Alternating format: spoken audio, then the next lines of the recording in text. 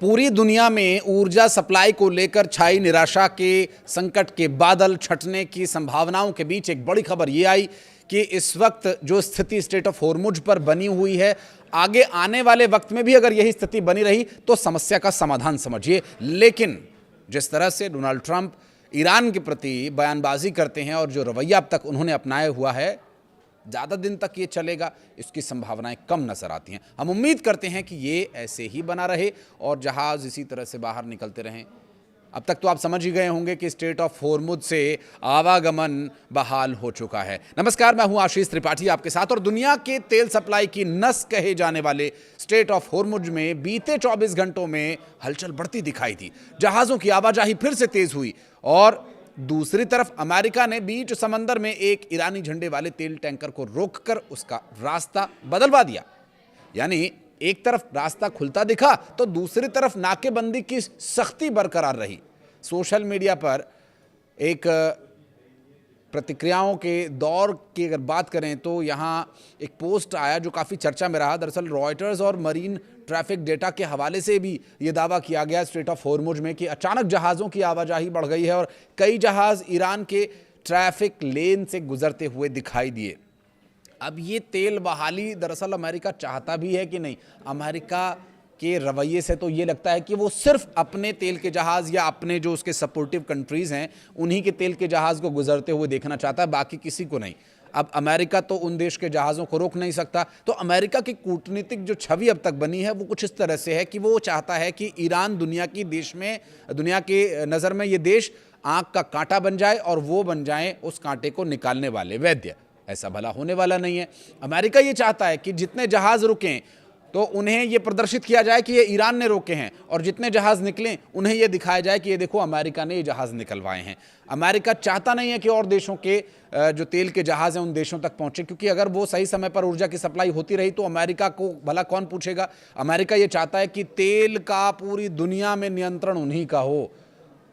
ये जो स्थिति है, अमेरिका अब खुल करके तो इस बारे में वो कह नहीं सकता। पहले यूरोप की उसने बुराई करी कि यूरोप हमारा साथ नहीं दे रहा हमारे ईरान पर हमले को लेकर के। फिर उसके बाद मिडिल ईस्ट में कई देशों ने उन पर दबाव बनाया। कतर और यूएई की तरफ से भी दबाव बनाया गया कि ईरान पर हमला मत करना, नहीं तो ये हमें बहुत मारेगा। और हमारे साथ बहुत बड़ी समस्या ये है कि हम अभी इस चीज़ के लिए तैयार नहीं हैं। देखिए, ये स्थिति और विस्तृत तरीके से मैं आपको समझाने की कोशिश करूंगा।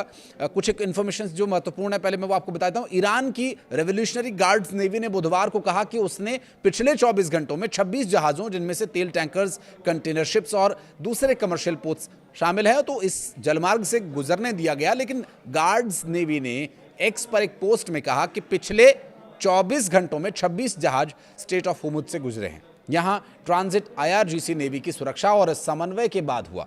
ये ईरान ने 28 फरवरी को अमेरिका और इजराइल के साथ युद्ध शुरू होने के बाद रास्ता बंद कर दिया था। स्ट्रेट ऑफ हॉर्मुज पर पूरी तरह से आवाजाही को रोक दिया था और कड़ी पाबंदियां लगा दी गई थीं। उस दौरान भी कुछ जहाज भेजे गए, जिसमें भारत के भी कुछ ऑयल टैंकर्स शामिल रहे। स्ट्रेट ऑफ हॉर्मुज दुनिया के सबसे महत्वपूर्ण एनर्जी चेक पॉइंट्स में गिना जाता है। वैश्विक तेल और लिक्विफाइड नेचुरल गैस की बड़ी खेप इसी सकरे समुद्री मार्ग से होकर गुजरती है, जो पर्शियन गल्फ को अंतर्राष्ट्रीय समुद्री मार्गों से जोड़ता है। दक्षिण कोरिया ने इस मामले में बुधवार को कहा कि उसका एक तेल टैंकर सफलतापूर्वक इस हॉर्मुज स्ट्रेट से गुजरा।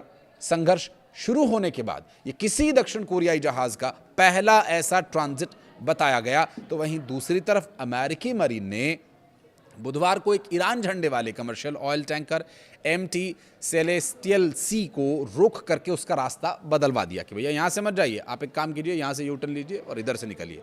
तो ये रवैया अमेरिका का है। तो अगर आप किसी को बार बार उकसाएंगे तो वो कितनी देर आपकी मनमानी को झेलेगा? ये अमेरिका को सोचना चाहिए। और इसका परिणाम क्या रहा और अमेरिका की इस हरकत को लेकर अमेरिका में क्या बवाल मचा हुआ है, उस पर मैं एक अलग से वीडियो लेकर आऊँगा, उसे भी आप देखिएगा। फिलहाल आपको बता दें कि अमेरिका को ये शक था कि वो ये जहाज़ अमेरिकी नौसैनिक नाकेबंदी से बचाने की उन्हें कोशिश कर रहा है, क्योंकि 31 मरीन एक्सपीडिशनरी यूनिट्स के मरीन ओमान की खाड़ी में जहाज़ पर चढ़े, उसकी तलाशी ली, फिर उसे रास्ता बदलने के निर्देश दिए गए, या यूं कहें कि मजबूर कर दिया गया। अमेरिकी सेंट्रल कमांड ने यह कहा कि अमेरिकी बल पूरी सख्ती से नाकेबंदी को लागू कर रहे हैं और अब तक 91 कमर्शियल जहाज़ों को नियमों के पालन के तहत रास्ता बदलवाया गया। और सेंटकॉम के मुताबिक अमेरिका सैन्य बलों ने 12 अप्रैल से शुरू हुई नौसैनिक नाकेबंदियों के बाद 4 जहाज़ों को निष्क्रिय भी किया है, यानी ध्वस्त कर दिया, समुद्र में ही उसे समाधि दिला दी।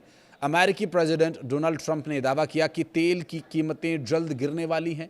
स्ट्रेट ऑफ हॉर्मुज में फंसे 1600 से ज़्यादा तेल से लदे जहाज़ बहुत जल्द बाहर निकलेंगे। ट्रंप ने कहा कि संकट के बावजूद शेयर बाजार पहले से ज़्यादा ऊंचाई पर है, जबकि उन्हें खुद अंदेशा था कि बाजार 20 से 25% तक गिर सकता है। ट्रंप ने ईरान को लेकर सख्त रुख दोहराते हुए कहा कि उनके पास कार्रवाई के अलावा कोई विकल्प नहीं था, क्योंकि तेहरान परमाणु हथियार हासिल करने की ओर बढ़ रहा था।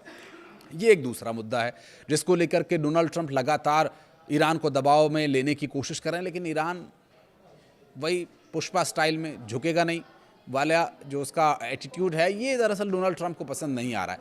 अब चूंकि ऊर्जा सप्लाई का संकट अगर पूरी दुनिया में बना रहेगा, और उससे ऊर्जा सप्लाई का संकट होना एक अलग बात है, लेकिन ऊर्जा सप्लाई के संकट की खबरों का फैलना ये एक दूसरे तरह से शेयर बाजार पर असर डालता है। तो ये जो दोनों बातें हैं, इन दोनों बातों को जोड़ते हुए अमेरिका के प्रेसिडेंट ये चाह रहे हैं कि पूरी दुनिया में उनकी वाहवाही हो जाए, हर कोई उनकी तारीफ करे कि क्या बात है, इतना युद्ध लड़ने के बाद भी शेयर बाजार कितने टॉप पर है।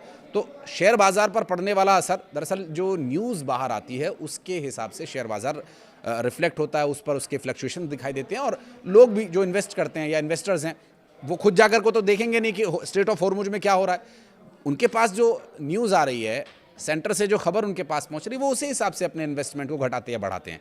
तो ये अमेरिका के प्रेसिडेंट की कूटनीति है।